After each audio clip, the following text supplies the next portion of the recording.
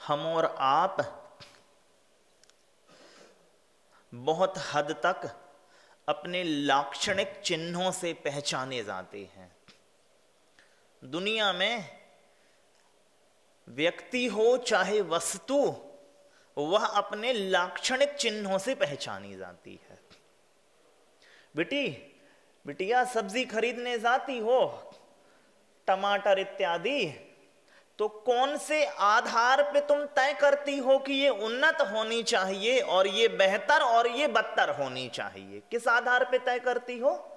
उसके लाक्षणिक चिन्हों के आधार पे। कितनी ही बार आपके पैर में दर्द है, 1 दिन 2 दिन 3 दिन, और वो लंबे दिनों तक चल जाए, तो लाक्षणिक चिन्ह हमारे लिए परिलक्षित होने चाहिए बाबूजी कि किसी ने यहां पे घर कर लिया है, किसी बीमारी का मेरा जो पैर है अब वो घर हो गया है। तभी एक लक्षण विशेष के आधार को चिन्हित करके आप फिर चिकित्सक के पास सलाह मशवरे के लिए जाते हो। तो जब हम बुखार है, खांसी जुकाम सर्दी जो भी है, लाक्षणिक चिन्हों के आधार पे मां उनकी पहचान होती है। तो एक चीज, कोई दर्द एक स्थान विशेष में भैया सालता रहे तो हम ये मान के चलते हैं कि वहां बीमारी पनप गई है। तो हम मां शरीर के संदर्भ में तो ये निपुणता बरतते हैं, लेकिन मन के संदर्भ में ये निपुणता नहीं बरतते।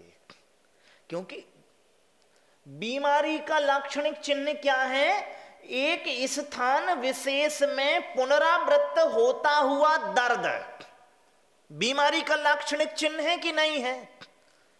तो हम सभी के मन में कुछ ना कुछ दर्द पुनरावृत्त होते रहते हैं कि नहीं होते रहते हैं?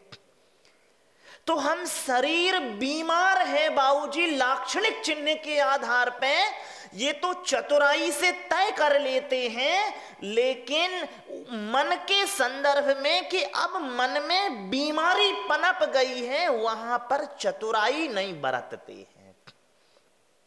तो चिकित्सीय परामर्श हम देह के संदर्भ में तो ले लेते हैं, लेकिन मन के संदर्भ में नहीं लेते हैं। और होता यह है कि मन धीरे धीरे, बीमारी बहुत दिन तक चल जाए तो सड़ांध हो जाती है। तो हम सब लोग मन के स्तर पे बीमार हो गए हैं। मैं इसलिए नहीं कह रहा हूं कि मैं कह रहा हूं, क्योंकि बाबूजी लाक्षणिक चिन्ह ऐसे दिख रहे हैं। पुनरावृत्त होता हुआ मानसिक दर्द है कि नहीं है? बताओ सबको। तो देह से तो निजात पा लेते हैं, मां आई हैं, और इनके लिए जरूर हम पुनरावृत्त करेंगे, क्योंकि ये मुख्य श्रोता के तौर पे यहां प्रस्तुत होती हैं। तो मां यहां से शुरुआत हुई अपनी कि जैसे संसार भर में वस्तु होवे या व्यक्ति होवे तो वो लाक्षणिक चिन्हों के माध्यम से पहचाने जाते हैं। सब्जियां इत्यादि क्रय करते हैं तो लाक्षणिक चिन्ह। हम अपनी बीमारियां भी तय करते हैं तो लाक्षणिक चिन्हों के आधार पर तय करते हैं कि पुनरावृत्त हो रहा है एक दर्द। यहां कल भी उठा था, माएं कहती हैं बच्चों से, बेटे सीने में कल भी दर्द था, आज भी दर्द है और परसों भी। तो पुत्र कहें जी मां, निश्चित ही कोई बीमारी पनप रही है, तो हम चिकित्सक से मिलते हैं और अनुसंधान लेते हैं।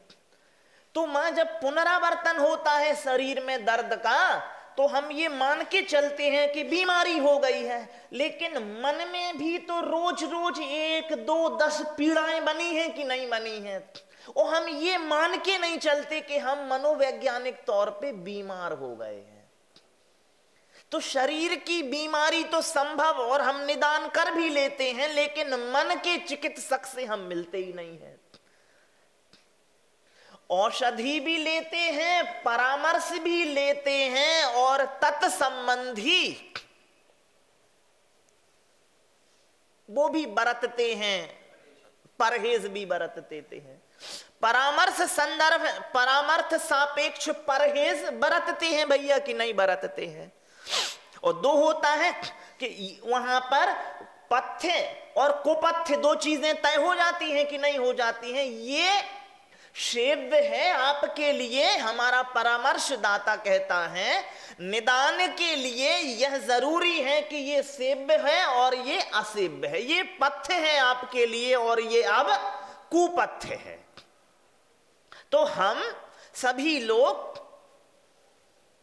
सफलता पाते हैं देह के निदान में। तो मन के निदान में मैंने एक कविता लिखी हुई थी,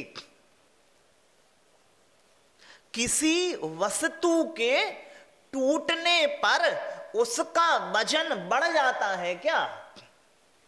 सामान्य तौर पे कोई वस्तु टूट जाए, 1 किलो कांच का बर्तन है, वो टूट जाए तो उसका वजन बढ़ जाता है क्या? नहीं कह रहे सभी लोग। किसी वस्तु के टूटने पर उसका वजन बढ़ जाता है क्या? नहीं बढ़ता। तो फिर टुकड़ों में दिल भारी भारी हो गया। जो आप कहते हो वो कहां से ध्वनित हुआ बताओ अब। फिर टुकड़ों में दिल भारी भारी। अब माएं कहती हैं मन बहुत भारी हो रहा है जी, क्यों? टूट गया है। टूटे हुए मन में भार कहां से आ जाते हैं बाबूजी बताओ अब। क्योंकि वो मां दुख जो है वो इतनी बार पुनरावृत्त होता है और वहां घर जमाए रहता है कि हम उसे समझ नहीं पाते कि अब ये बीमारी के तौर पे प्रस्तुत होने लगा है। तो हम मन के स्तर पे बीमार हो जाते। एक राजा के पास 2 बाज थे, बच्चे बाज के थे। एक खूब उड़ता खूब उड़ता खूब उड़ता, दूसरा उड़ता ही नहीं। राजा ने खूब कोशिश की कि ये भी उड़े, उड़ता ही नहीं। लोगों से सलाह मशवरे किए और इनाम भी घोषित किए कि इसे उड़ाए कोई। बहुत लोगों ने प्रयास किए, ना उड़ा। एक चरवाहा आया, वो कहता है जी मुझे भी अवसर मिले। यहाँ विद्वान लोग आ गए, पक्षी चिकित्सक आ गए, वे भी ना उड़ा पाए। दिन भर डाल पे बैठा रहता है, तू कैसे उड़ाएगा, मुझे अवसर तो मिले। और झट से गया, देखता क्या है 2 मिनट में ही उड़ने लगा वो। राजा ने पूछा रे बड़ा कड़ाबाज निकला, तू कैसे उड़ाया? मैं कैसे उड़ाया क्या, मैंने वो डाल ही काट दी जिस पे बैठा रहता। कम वक्त अब बैठेगा कहां भैया? ना रहेगा बांस न बजेगी बांसुरी। अब हम भी मां बहुत सी चीजों से ऐसे जुड़ जाते हैं कि उड़ान में बाधा पड़ने लगती है। एक बड़ा शायर लिखता है, परों को खोल जमाना उड़ान देखता है, जमीन पे बैठ के क्या आसमान देखता।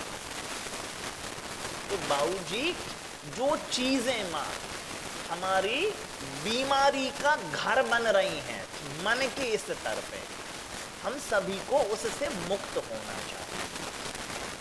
और आप तय कर लें कि कौन सी चीजें सालती हैं। तो सबसे अच्छा इसका उपाय जो भैया मैं देख पाता हूं कि चीजों को चिन्हित करना शुरू कर दें। मां एक विचार है, मैं यदि उसको चिन्हित नहीं करूंगा तो वो सैकड़ों पर्याय के रूप में बार बार घर कर जाएगा। आप आज से चिन्हित करना शुरू करें, लिख लें कि मुझे कितने मन के स्तर पे दुख है। तो आप पाएंगे बाबूजी बामुश्किल 10-20 दुख भी नहीं है, लेकिन जब वो चिन्हित नहीं होते हैं तो वही इतनी शक्ल ले लेते हैं बहुत से सारे दुखों। आपके भैया जी आपके जीवन में कितने दुख होंगे बामुश्किल तुम 1000 आदमी को जानते नहीं होगे ठीक से। वो 1000 आदमी में मैत्री होगी बामुश्किल 100 लोगों से, ठीक से 100 से ज्यादा नहीं होगी, वो ज्यादा से ज्यादा 10 लोग नहीं होंगे बाबूजी जो आपके मन के दुख के कारण बन रहे हो। और देखो भैया बाबूजी, कोई आदमी तब तक अपन को दुख देता है जब तक कि अपरिचित होता है। मुनि महाराज जी तभी तक आपको डराते हैं जब तक कि उनसे परिचय नहीं। सामान्य एक समझ की बात ऐसी है, धीरे धीरे परिचित हो जाते हैं, समझ लेते अच्छे आदमी। मां, मन से हम उतना परिचित हुए नहीं हैं जितना कि हमें होना चाहिए। भैया देखिए, आपकी शरीर की एक विशेष प्रवृत्ति है कि नहीं है बाबूजी? आप भैया जी ये ठंडा लोगे? जी नहीं, मैं नहीं लूंगा। क्यों? क्योंकि मेरी प्रकृति विरुद्ध है। माँ, 20-25 सालों में आप शरीर की प्रकृति समझ गए हो, नहीं समझ गए? क्यों? क्योंकि आप 24 घंटे उसके साथ साहचर्य करते हो। हम मन से साहचर्य नहीं करते, जबकि मन ने बाबूजी अवसर दिया कि नहीं दिया? देखिए माँ, मन को हम पंच इंद्रिय कहते हैं ना, 5 इंद्रियां हैं। मन को भी अनिंद्रिय कहा है, 6वीं इंद्रिय मन को कहा हुआ, 6th सेंस जो हम कहते हैं। तो बाबूजी मन जो भी इंद्रियां हैं वो तो हमें गति के तौर पे हमें सहयोगी दे रहे। एक इंद्रिय से जब 2 इंद्रियां आई तो हमने गति पाई कि नहीं पाई? 3 इंद्रिय से 4 इंद्रिय तो ज्यादा गति हो गई, प्रगति के अवसर मिले। 4 से 5, 5 से 6, जब 5 में आए तो अमन की स्थिति और समन की स्थिति बनी थी। तो अमन की स्थिति में गति के अवसर कम थे, समन की स्थिति में गति के अवसर ज्यादा हो गए। तो मन तो पंडित जी, मन बिन निपट अज्ञानी थे। तो मां, मन तो हमारे लिए द्वार खोलता है, लेकिन वो इसलिए नहीं खोल पा रहा है क्योंकि हम अपने मन की प्रकृति को समझे नहीं कि मेरे चित्त की बनावट क्या है। हर आदमी के चित्त की बनावट बिल्कुल भैया अलग है। किसी को क्रोध बहुत ज्यादा आता होगा, हालांकि वो बहुत कम लोभी होगा। कोई बहुत ज्यादा लोभी मिलेगा तुम्हारे लिए, हालांकि उसमें गुस्से का नाम भी नहीं मिलेगा। तो हर एक आदमी में किसी एक कषाय का बाहुल्य है। तो आप अपनी मन की, कोई बहुत ज्यादा कामातुर होगा, हालांकि उसमें लोभ की मात्रा, क्रोध की मात्रा, छल की मात्रा बहुत नगण्य होगी। तो बाबूजी, ये हमारी मौलिक जिम्मेदारी अपने प्रति बनती है कि मेरा मन जो है वो किस कोटि का बना हुआ है। जब तक हम अपने मन की पर्याय को नहीं समझेंगे, मन के प्रारूप को नहीं समझेंगे बाबूजी, तो हम ऐसी ही चीजों से, बीमारी से जुड़े रहेंगे, और जुड़े ही हैं। मैंने सुना एक आदमी एक मनोचिकित्सक के पास पहुंचा मां, अब वो कहता है सुनो, बड़ा दुख है जीवन में। क्या दुख है? रात सो नहीं पाता हूं। क्यों? ये भय खाए रहता है कि मेरे बिस्तर के, मेरे खटिया के नीचे कोई है। तो कुंडी लगा के सोया करो। अरे लगा के सोता हूं, ताले लगाता हूं, फिर भी जैसे ही सोने को जाता हूं तो लगता है कि कोई खटिया के नीचे घुसा हुआ है। पूरी रात डर सताए रहता है। बीमारी तो बड़ी है।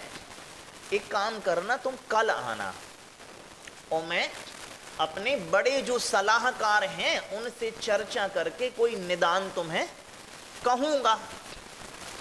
डॉक्टर कल इंतजार करता रहा, वो आदमी आया ही नहीं। महीने बाद मिला और बहुत प्रसन्न चित्त पूछा, राव जी तुम्हारी तो बड़ी समस्या थी, तुम कह गए थे कि कल आऊंगा, मैं इंतजार किया, तुम आए नहीं। बीमारी दूर हुई कि नहीं? अरे हो गई। कैसे दूर हो गई? कौन से चिकित्सक से मिले थे? कोई चिकित्सक से नहीं, वो मेरी सास अगले दिन मेरे घर आ गई, उसने बीमारी दूर कर दी। जी कैसे दूर कर दी? क्या वो चिकित्सक है? नहीं तो ग्रामीण साधारण महिला है, तो बीमारी कैसे दूर कर दी? बीमारी ऐसे दूर कर दी कि मुझे डर था कि मेरी खटिया के नीचे कोई है, तो उसने आरी से खटिया के पाए काट दिए। झगड़ा झंझट। अब खटिया के पाए काट जाए, जमीन में खटिया लग गई है, अब वो कौन घुसेगा? तो बाबूजी हर एक मन की कुछ अलग अलग मां जुड़ाव की तरकीबें होती हैं। कोई बहुत ज्यादा गाली से नहीं जुड़ेगा, लेकिन जरा सी अवहेलना हो जाए तो जुड़ जाएगा। आपको किसी को मां बड़े नुकसान दुख नहीं देंगे, लेकिन हो सकता है थोड़ा सा अपयश दुख देने लगे। तो आपको मां अपने मन की प्रकृति समझ, देखिए हर चीज का नेचर है कि नहीं नेचर है? हर इंद्रिय का एक नेचर है ना। तो आप अपनी मनेंद्रिय का नेचर नहीं समझ रहे हैं कि मेरी मनेंद्रिय का नेचर क्या है। आप पाएंगे कि आप विशेष प्रकार के दुखों से जुड़े हुए हैं। हर आदमी, यहाँ बिटिया के अलग प्रकार के दुख होंगे, इनकी सबकी अलग अलग प्रकार की कैटेगरीज होंगी। क्यों? क्योंकि वो उनके मन के प्रारूप हैं अलग अलग। और बीमारी का लक्षण ये है कि बार बार यदि कोई चीज सालती रहे शरीर में तो वो बीमारी बनती है। बनती है कि नहीं बनती बाबूजी? बनती है। मन में बार बार पीड़ा सालती है, तो इसका अर्थ ये ध्वनित हुआ कि मन क्या हो गया है? बीमार हो गया है। तो मां पहले तो बीमारी की प्रकृति समझें कि मैं कौन से टाइप का मन से बीमार हूं। और देखो वचन योग से कितना जुड़ते हैं मां? बहुत कम जुड़ते हैं। शरीर योग से बाबूजी कितना जुड़ते हैं? बहुत कम जुड़ते हैं। पूरा जुड़ाव तो मन योग का है, नहीं है? तो आपको समझना पड़ेगा। और बहुत अच्छी बात बताऊं आपको, मुनि महाराज साहब जो लोग भक्ति के रूप प्रतिक्रमण करते हैं ना, शाम को भक्ति, सुबह भक्ति होती है, तो रोजमर्रा के रात के और दिन के जो दोष लगते हैं, तो उनमें शाम को जो भक्ति करते हैं दिन भर के दोषों के प्रायश्चित के लिए उसमें 4 कायोत्सर्ग करते हैं, और रात भर के दोषों के लिए जो कायोत्सर्ग होते हैं वे 2 होते हैं। क्यों? क्योंकि शरीर तो स्थिर है अब रात पाटे पर, और वचन भी मौन है, तो आधे पाप हो गए हैं। 2 मन शरीर योग से और वचन योग से हुए हैं आधे पाप, और आधे पाप ने ठेका ले रखा है मन योग ने। आधे पापों का ले रखा कि नहीं ले रखा था? और वो मां जब तक आप प्रकृति नहीं समझेंगे, किसी को समझ जाते हैं हम तो उससे साहचर्य हो जाता है। किसी से समझ जाते हैं तो मां उससे संबंध हो जाता है। और इसीलिए जो संबंधी होता है फिर वो बैरी के तौर पे प्रस्तुत नहीं होता। मन अभी सबको बैरी के तौर पे प्रस्तुत होता है। ये मन बड़ा बैरी है, वो अवसर, वो बैरी नहीं है मां, वो हम उसकी प्रकृति नहीं समझ पाए। मैं आपसे एक अभक्ष में एक अभक्ष है, अनुपसेव्य है बाबूजी की नहीं है। प्रकृति विरुद्ध सेवन करोगे तो विकार होगा। तो मन की प्रकृति विरुद्ध जो सेवन कर रहे हैं वो विकार बन रहा है। तो मेरा समय हो रहा है और सभी से निवेदन करूंगा, एक आखिरी चुटकुला सुनाओ तुम तुम्हारे लिए। बाकी कुछ तो याद नहीं रहता है, चुटकुले ही याद रह जाते हैं। भैया एक मनोचिकित्सक के पास पहुंचा एक आदमी। माँ कहता है कि 1 माह से खूब दुखी हूं। क्यों कर दुखी हो? दुखी इसलिए कि सपने में रात चूहे फुटबॉल खेलते हैं। भयंकर दुखी। पूरे 1 महीने से एक ही सपना आता है। बीमारी तो बड़ी है, एक काम करो, ये औषधि लिखे देता हूं, सोने के पहले सेवन कर लेना। वो कह रहा जी आज नहीं करूंगा। आज नहीं, कल से करूंगा। आज क्यों नहीं करोगे? आज तो फुटबॉल का फाइनल होना है। अब माँ हम इस ढंग से जुड़ना चाहते हैं। बाबूजी जब हम जुड़ना चाहते हैं इसलिए जुड़े हैं माँ। आप नहीं चाहो तो बिल्कुल मत जुड़ो। आप इसलिए जुड़ी हो क्योंकि आप जुड़ना चाहती हो, तो आप चाह बंद करो माँ। जड़ में पानी देने का मतलब है कि पत्ते और फल फूल कांटे तो आएंगे कि नहीं आएंगे बाबूजी।